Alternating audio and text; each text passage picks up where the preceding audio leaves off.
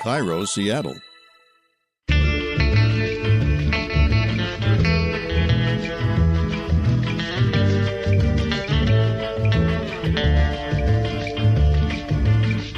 I'm Rachel Bell, and this is Your Last Meal, a show about famous people and the stories behind the foods they love most. Today on the program, actor and restaurateur Danny Trejo. Now, if you don't know his name, you probably know his face. Danny has played the bad guy in more than 300 movies, including Heat and Grindhouse. Oh, and fun fact, last week's guest, Rose McGowan, also starred in Grindhouse. And Danny played the Machete character in everything from Spy Kids to Machete Kills. Oh, and High School Me also thinks it's important to note that he's been in several of Slayer's music videos. And Danny's latest venture is restaurants. In 2016, Danny opened Trejo's Tacos in Los Angeles. And then he opened Trejo's Coffee and Donuts. And he just released his first cookbook, Trejo's Tacos, Recipes and Stories from LA. Anthony Bourdain, when he came to eat, he loved the barbacoa bowl. And he could eat, boy, he ate everything. And he said he wouldn't eat anywhere in LA but my restaurant. Danny's twist on Mexican food is focusing on healthy options. They serve jackfruit tacos, cauliflower tacos, and Trejo's doesn't cook with lard. But if you think vegan tacos aren't authentic, what is authentic? Like, what, what is authentic anything? Ancestral Mexican food is not really what you think it is. I chat with Denise Vallejo, the vegan chef owner of LA's Alchemy Organica, who would like to remind people that the original Mexican food was not covered in melted cheese. And LA Taco editor-in-chief and Taco Chronicles associate producer Javier Cabral defends the fancy taco movement. But first, my conversation with Danny Trejo.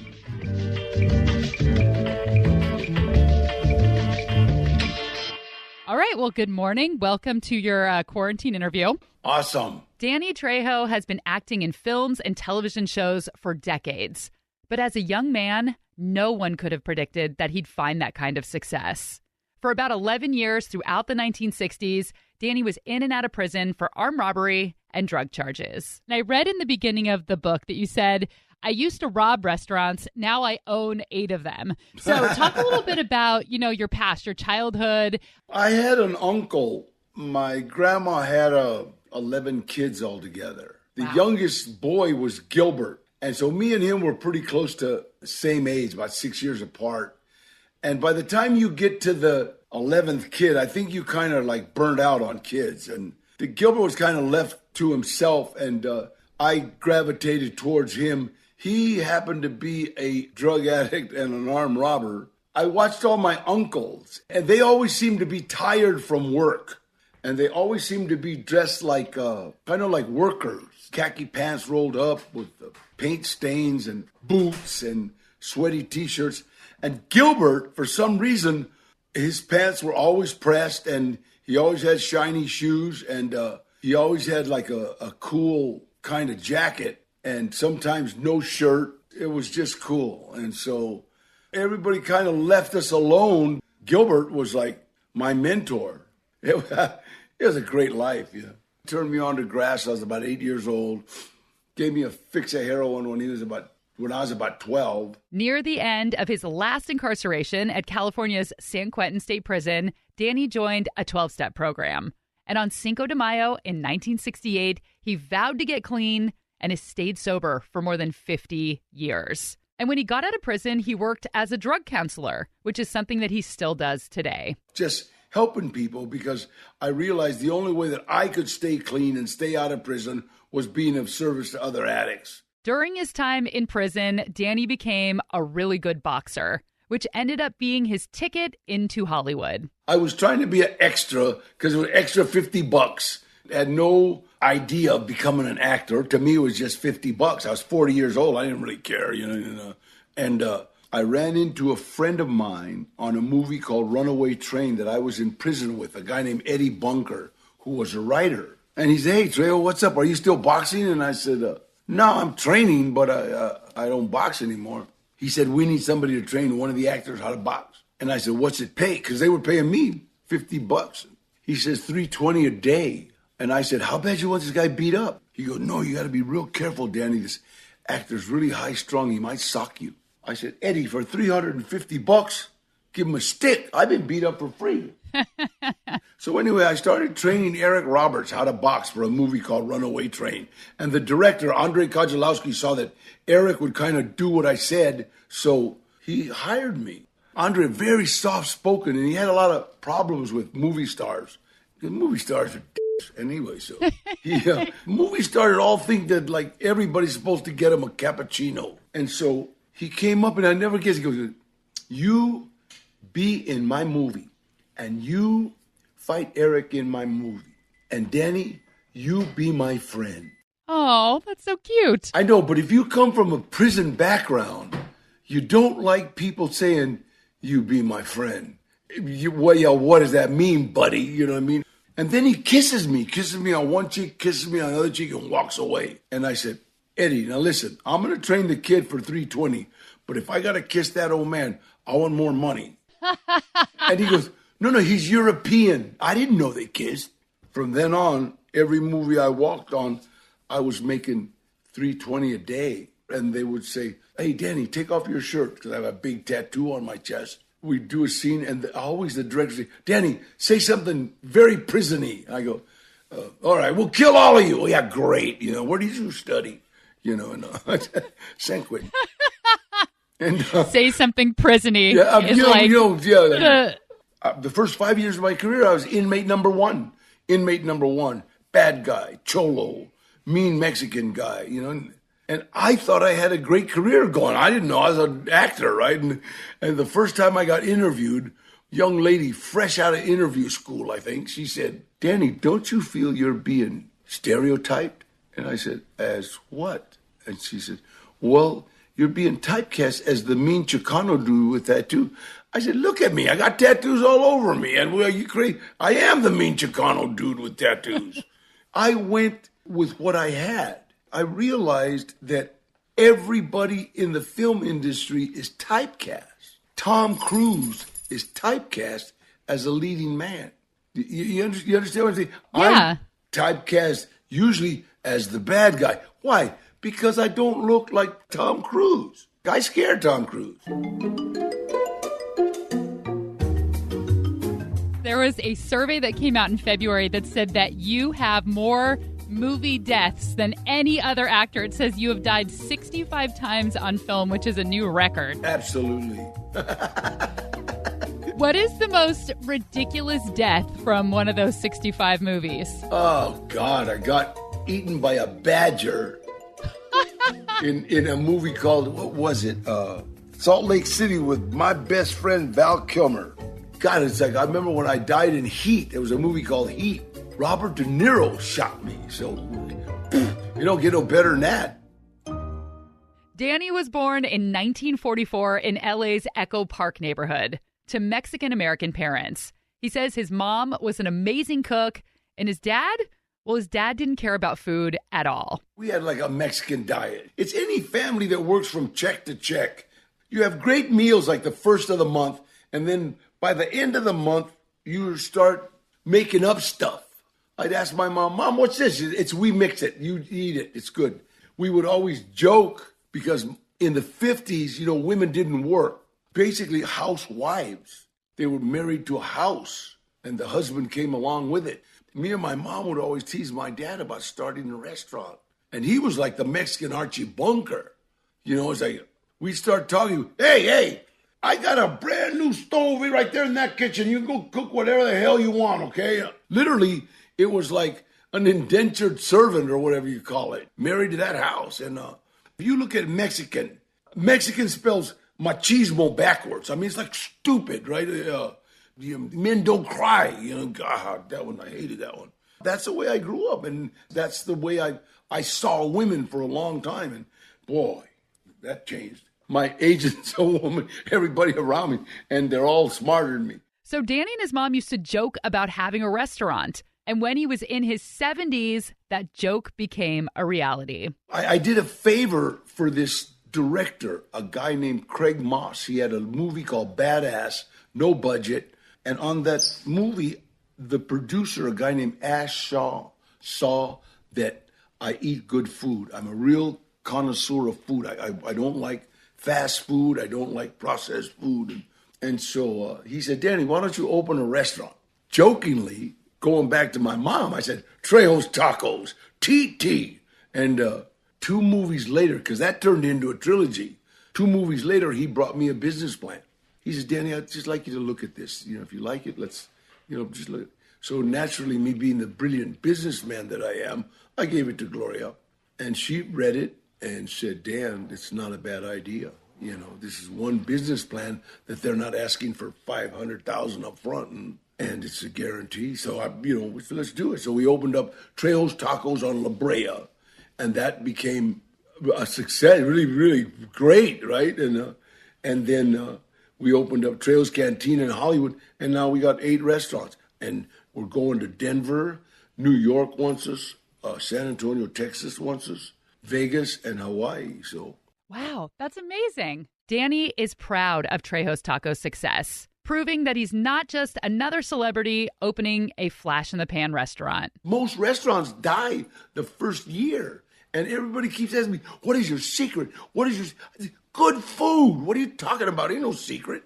Celebrities always think they can put their name on something and then just go back to Bogalusa, Louisiana, and it'll be okay. But no, it's like you got to be there checking on the food, checking on the staff. I send friends of mine in to eat, and tell me about the staff. And I've never got a bad report. Everything is fresh. Everything's organic. And we're puppy friendly because I love dogs. Like I mentioned earlier, Danny insisted there be healthy options on his restaurant's menu. There are classic dishes like carnitas and barbacoa. There are not so classic tacos stuffed with chicken tikka or fried chicken. But there's also a mushroom asada taco with pepita pesto, verde slaw, and a citrus marinade. The horchata served at Trejo's Tacos is sweetened with dates instead of sugar. Talk about why you wanted it to be a healthy menu. There's a story that I read, you being a single dad and bringing your kids to McDonald's and the epiphany that you had. Well, I didn't. It was really my son, Gilbert, when he was in 3rd grade or so, 2nd grade or something, I was a single dad. And God, I could go to McDonald's and I could read my lines and they would be playing in that game room or whatever. And I could study. And then one day my son just came over and said, Dad, you're poisoning us. I, what? Yeah, processed food is not good. And I said, who told you? His teacher was like, oh God, so here we go. So now we got to we started trying to eat better. And when we started making the menu, I said, listen, we got to do this. And we got a much better menu. And I work with autistic children. Doctors that work with autistic children say that they don't do well with gluten. And so I said, well, let's have a gluten-free menu. Tacos are gluten-free. So, and if you come into our restaurants about 4, 5, 6 o'clock, you will see parents in there with special needs children. Plus, this is LA, and Danny recognizes that everyone is either keto, I always say that, keto, keto, or gluten-free or paleo. So when they started creating the menu for Trejo's, they started with Danny's mom's recipes, the ones that the family collected from her before she passed away. And then the cooks tweaked them to make them healthier. Like lard and stuff like that. We took that out. I got to say, though, I do love me some lard. A lardy tortilla is so good. Thank you. I know, but you know what? Especially when I pass a grammar school and I look at like 10 kids and 2 of them are overweight, 1 of them is obese. America's got to change our diet. That's why we have so much diabetes, so many things that are making people sick later in life. And it's like, diet is everything. Diet and walking. I'm 76 years old. I can still play a 50-year-old gangster. We are going to pause for a brief moment, but when we come back, Danny Trejo's last meal.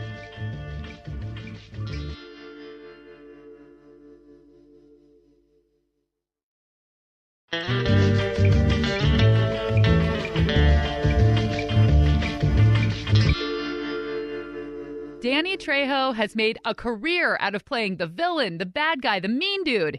He eats podcast hosts like me for breakfast. But what does he want to eat for his last meal? I've actually thought about this. I think I would love some carnitas tacos and some barbacoa tacos and some shrimp nachos with 2 eggs over easy on top. I think, yeah, that would be my meal. Some hot coffee. Ooh, so would this be breakfast tacos and breakfast nachos? Uh-huh. Our nachos are the best in the world, and I challenge anybody, best in the world. And I always like to put 2 eggs over easy on top, and that's breakfast and lunch. So what's the significance of this last meal? What is it about the carnitas and the barbacoa and the shrimp nachos? What does it mean to you? Or is it just truly just a delicious thing? Delicious. They're delicious. Ours are so delicious. Everything's marinated. Everything is like, it's just like, wow. But thank God we still deliver. It's funny. Marilyn Manson called me up and said, hey, we're living on your tacos. I said, cool. So tell me what goes on those tacos. If you're having a carnitas or a barbacoa taco, start, from the bottom with the tortilla and work your way up. What's on it? Get the tortilla, put the carnitas in it, and from then on it's you. You have tomato, you can have lettuce, you can have cheese, you have guacamole. We have a cauliflower taco that was the #1 recipe 2 years in a row in Los Angeles. Everybody loves it. I loved it. A taco is so versatile. You can do anything in a taco. You can put anything you want. I didn't know a hot dog came in a bun. My grandma used to put them in a tortilla. And I thought that was a hot dog, till somebody gave me a hot dog with mustard and relish. And I thought, wow, this is good, but my grandma makes them better. So it sounds like you're not a purist, because so many people like to say, I only like tacos that have cilantro and onion, the 2 corn tortillas and the meat, and then that's it. Like, people are kind of snobby, I feel, about like lettuce and tomato and cheese and all that. But it sounds like you're up for anything. Hey, you know what? I'm telling you, I've eaten weenie in a taco. You know what I mean? It's like I put a hot dog in. I don't care. It's like I love it. It's like sometimes when you're on the go, just like, here, I'm going to make a taco. And so just put whatever you want in it and go. Do you believe that anything wrapped in a tortilla becomes a taco? No, anything that's wrapped is a burrito. They want to call them wraps, but really they're burritos. I got in an argument with a lady because this menu says, blah, blah, blah, a wrap, bloop, bloop, bloop. And I said, what do you wrap this? Oh, wrap it in a tortilla. Oh, that's a burrito. No, it's a wrap. Mikey. That's what white people call them, wraps. For his last meal, Danny Trejo wants carnitas and barbacoa tacos, shrimp nachos topped with 2 over-easy eggs, and a cup of coffee. Carnitas is pork shoulder that is slow braised in lard or oil and then crisped up right before being stuffed inside a tortilla. And barbacoa is slow braised beef, traditionally wrapped in agave leaves and cooked underground until the meat is incredibly tender and falling apart. And if you want a whole episode about nachos, we already have one. Check out Alan Stone's last meal. It is a fan favorite. How do you know? The fans have spoken. The fans have spoken. Like I mentioned earlier, Danny is serving all kinds of untraditional Mexican food at Trejo's Tacos. Vegan cauliflower tacos with cashew cream, a Mexi falafel taco with kale and tahini. Dishes that some taco purists would turn up their noses at. But Danny is Mexican-American. So is he merely evolving the food of his people?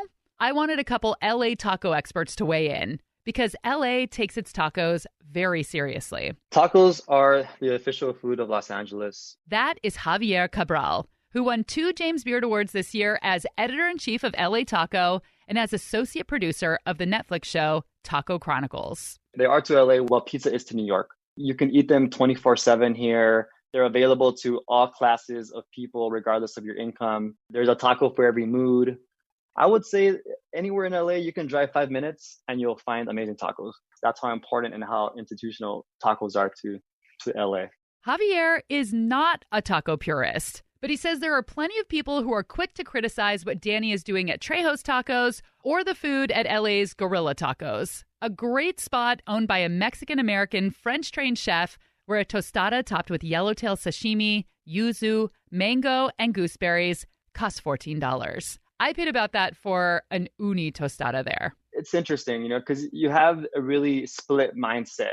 I would say The larger percentage of people love to fetishize like authenticity. And for them in their heads, a taco is not authentic if it doesn't have just your carne asada, your al pastor, your onions, and your cilantro and your salsa, the traditional taco concept. I've written about this extensively. Something weird just happens when you slip a tortilla under really good ingredients. People just get really upset about it. But if you were to take away that tortilla and present those same ingredients on the plate, people love it and are willing to pay like more than $15 for it.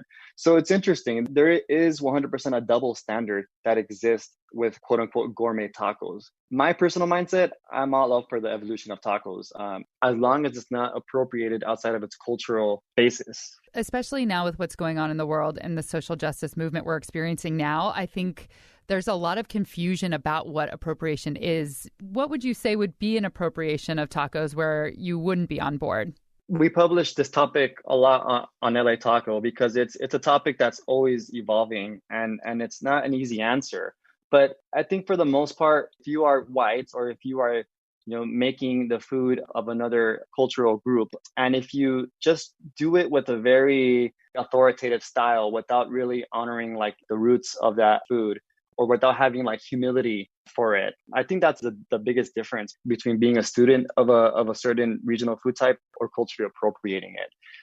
There's a big difference in like whether you have an ego about it or whether you kind of admit that that you're not part of that cultural group and that you're always trying to learn as much as you can. There's a group of people that say, tacos are supposed to be $1.50. And that's it. And if they're more expensive, they're not, quote, authentic. I really liked your article defending the rise of the $5 fancy taco. Can you talk about some of the things you mentioned in the article about why it's okay for a taco to cost more and what that money's being used for? Yeah, so this is a really, really loaded topic. The Angelinos are really passionate about their tacos. In their eyes, they see tacos as like being the affordable $1.50 or $1.25 tacos that they grew up their entire life with. But really, that budget is really limiting in the evolution of a taco. You can't forget that tacos can also evolve. And there's so many children of immigrants here that grew up on tacos and they choose to be chefs. And you're going to tell them that, just because they put some like a nice piece of uni or they put like a nice piece of fried cauliflower or something on a tortilla, and you present that and you charge $7 for it, like you're going to tell me that that's not okay. I think tortillas can be a canvas for a chef's creativity. That can be dismissed by a lot of people as being a very elitist. So it's a very tricky topic. But I love to support, chefs who are willing to get crazy on a tortilla and offer some different fillings. Yeah, and even the tortilla itself, a lot of tortillas are not very good. And so if you want to actually use good masa, make them yourself, that costs a little bit more too. Yeah, I always make the comparison with bread. I think this morning I bought a loaf of local sourdough for, I think it was $9, right? But if you were to try to pay that much for tortillas or masa, people will get so upset about it and they'll be like, wow, this is like a working class food and you can't charge more than this amount of money. You're making it not affordable anymore. But just as there's all these like beautiful heirloom varieties of wheat and the craftsmanship that goes into a nice, beautiful, crusty loaf, that same philosophy can be applied to tortillas. There's a couple of businesses in the U.S. That have started to import beautiful, crazy colored non-GMO corn from Oaxaca, and they support the farmer. And once you start talking about corn, it gets political real quick. But the point is that tortillas are 50% of a taco. We have similar debates here in Seattle with pho, which is kind of our food of the city, because people are so used to paying $7 a bowl. And the same when it's $15, people freak out. But it's like they're using local beef. Like there's a difference here. And people just have a hard time with that. If it's a food from somewhere in Southeast Asia or Central America or Mexico, it's supposed to be cheap. But if it's pasta, which is still just flour and water and an egg, like that can be expensive and people are okay paying for that. Yeah, there is a double standard that needs to be addressed with all cultural cuisines from any kind of immigrant population. But, that hopefully, will be more and more removed once you have more food writers from different backgrounds or become producers and they start to change that narrative and remove that double standard that exists within a lot of immigrant cuisines. I'm curious what you think of what I call suburban mom tacos, kind of those gringo tacos like ground beef, cheddar, shredded lettuce, hard shell. And I know there's a couple of places in LA that do that. What do you think of that style? That's a great question. My philosophy on American crunchy tacos has matured. It's easy to hate on these tacos. It's easy to dismiss them as quote unquote inauthentic. But I personally think they have a place in time. At the end of the day, I was born and raised in the US, so I definitely crave them and I definitely can respect them. I like to refer to one of my mentors, Gustavo Arellano, who wrote the book Taco USA. His argument is that American crunchy tacos are tacos dorados, which are like, Mexico's ubiquitous crunchy tacos that you find them everywhere in Mexico. But, when a taco changes and a taco is authentic to its local region. And when the family that started making those tacos in the US, which the earliest record is in 1950 in a restaurant in San Bernardino called Meet La Cafe, which was the predecessor to Taco Bell, who's to say that like they just weren't recreating that same taco dorado that they had with their families in Mexico, but just using the local ingredients where you switch out the cotija with cheddar cheese and you switch out carne asada with ground beef because it was more affordable and it's still delicious. It's all good. It's all good. And you got to enjoy all tacos. You got to enjoy all tacos. It's really not that hard. I too used to mock the suburban mom taco. I was a taco snob. I guess I probably am still a taco snob, but I've been making them in quarantine. And the crunchy shell taco, it's very satisfying. The sharp cheddar, the crunchy iceberg, the lettuce my whole life I was told was bad. It's so good in that taco. Do you like a suburban mom taco? I do like a suburban mom taco. It's different. It's like a totally different kind of food, but Exactly. I can't knock it. Yeah, it is. You just have to think of it as different. It's not going to be a taqueria style taco. No. No. This is Laura, by the way, the producer. That's producer. Thank you for that supernatural introduction. Okay, it is teeny weeny break o'clock, but when we return, LA chef Denise Vallejo says she got a lot of eye rolls and a lot of pushback when she started cooking vegan Mexican food, until she learned that it's a lot closer to how her Mexican ancestors actually ate. We'll be right back.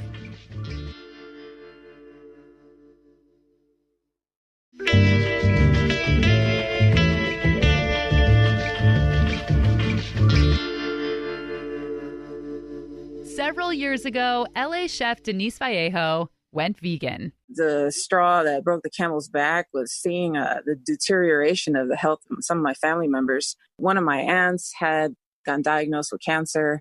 Around that same time, my dad was recovering from a stroke. The result of, just eating a lot of meat and just bad diets, that kind of just made me shift over to plant-based. And how did the people in your life react, specifically the Chicana Latina people in your life? What were they telling you about eating vegan and eating vegan Mexican food? Oh, it's always like, that's not real. That's not authentic.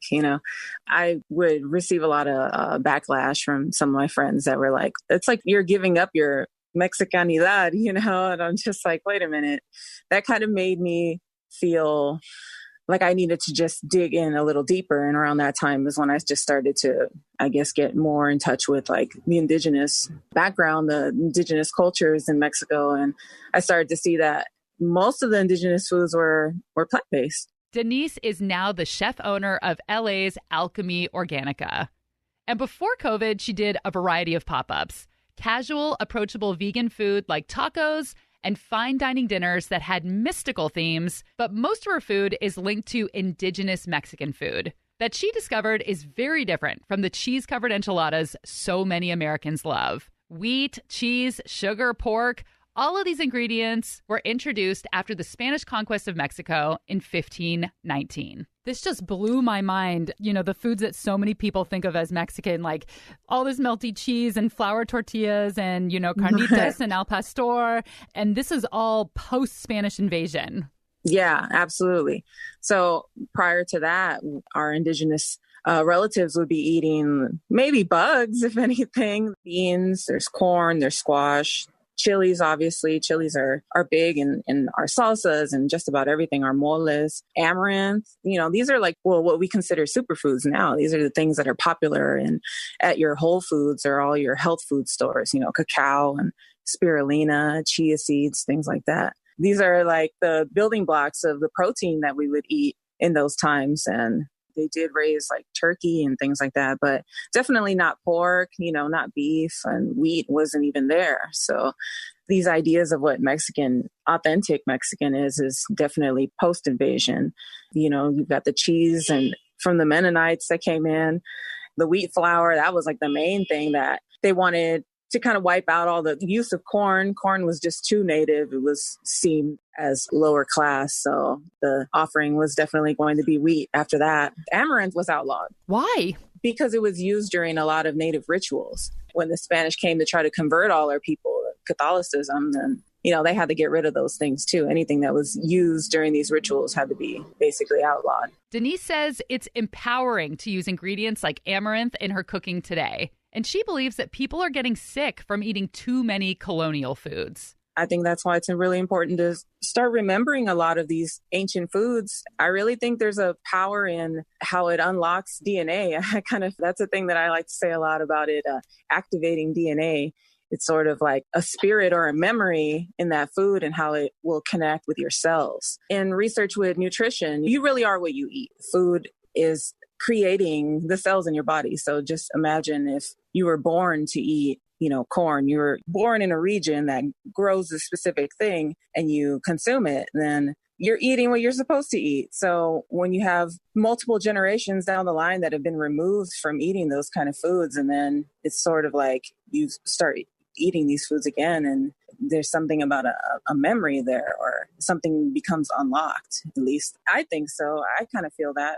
I think the more that I started eating these foods, I started feeling more like a Nahuatl princess or something. I don't know. I just really felt more alive, and it just feels right to eat these foods. I really love that. I heard someone say recently, like, when you're cooking, if you're wondering what goes together, cook things where the plants grow near each other. Like, that's how it naturally works. And it's kind of the same as saying, eat things that grow near where you're from, because they're going to be good for you. You were born there for a reason. You can grow these three things together. You can grow the beans and the corn and the squash, and they literally support each other. They create the perfect home to grow onto each other. They tangle into each other, and an actual support system in the farm. They're just meant to go together.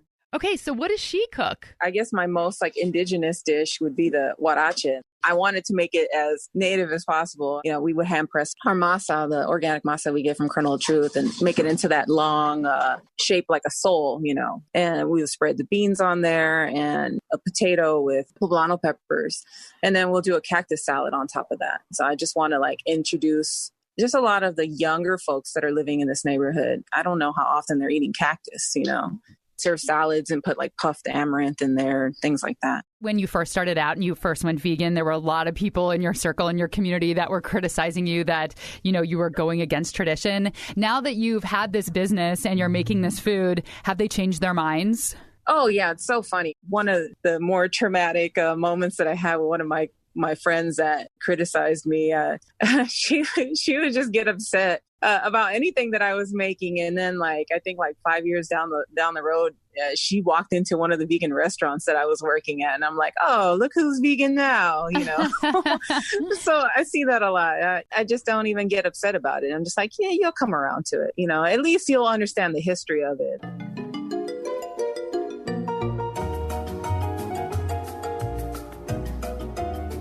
Back to Danny. At Trejo's Tacos, he is committed to hiring people who need a second chance. If you've been to prison, if you have a bunch of tattoos, he believes you still deserve to have a job. A lot of times, people you give a second chance to are very, very loyal. And they know that their chances are slim because whatever background they have, whatever, and they cherish what they have. Every day I wake up, I cherish the day. I wake up in a miracle. And I talked to God a couple of days ago, and I asked him, how am I doing? He goes, well, you're almost out of hell. Keep it up, and so I enjoy it. So everything good that has happened to me has happened as a direct result of helping someone else. You're the best, Danny Trejo. You're the nicest guy. Hey, where are you from? Where are you from? I live in Seattle. When you're in Los Angeles, dinner on me at Trejo's Cantina.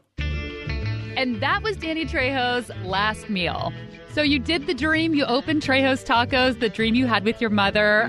What do you think that she would say if she was here to see your restaurants and what you created? You know what? She's probably slapping my dad. I told you! Next time you're in LA, visit Trejo's Tacos and Trejo's Coffee and Donuts. There are several locations. And pick up his new big, beautiful cookbook. It's called Trejo's Tacos, recipes and stories from LA. Thanks to Javier Cabral. He is editor-in-chief of LA Taco, associate producer of the Netflix show Taco Chronicles, and his cookbook is called Oaxaca, Home Cooking from the Heart of Mexico. And I wish I could have done a whole bunch more with Javier because he has such an interesting story. So he got his start in food writing when he was just a teenager. He actually wrote a letter to the late, great LA food writer Jonathan Gold asking him, how did you become a food writer? I don't see that there are any majors in college like this. So Jonathan Gold took him under his wing, helped him get his first job, and now he makes his money. He makes his entire living eating, writing, talking about tacos. Through my passion for tacos, it's really catapulted my life. Tacos, it's kind of cheesy, but they are a way of life for me. Tacos definitely have treated me really, really nice. Thanks to Denise Vallejo, chef owner of LA's Alchemy Organica. If you follow Alchemy Organica on Instagram, you can find her and where she's serving her food these days. This episode was produced by Laura Scott and me. As usual, theme music by Prom Queen. And if you want a different take on Mexican food, make sure and listen to last week's episode with Rose McGowan, where we go oh so deep into Taco Bell. 2 bean burritos, no onions, add sour cream, 1 hard shell taco, and a medium Pepsi. Thank you. Make sure you're following along on Instagram, Your Last Meal Podcast. That's where you can send me a message. I try to always reply. And if you're feeling nice today, which I know you are, leave us a review or at least tap 5 stars wherever you're listening to this podcast. I'm Rachel Bell, and this is Your Last Meal.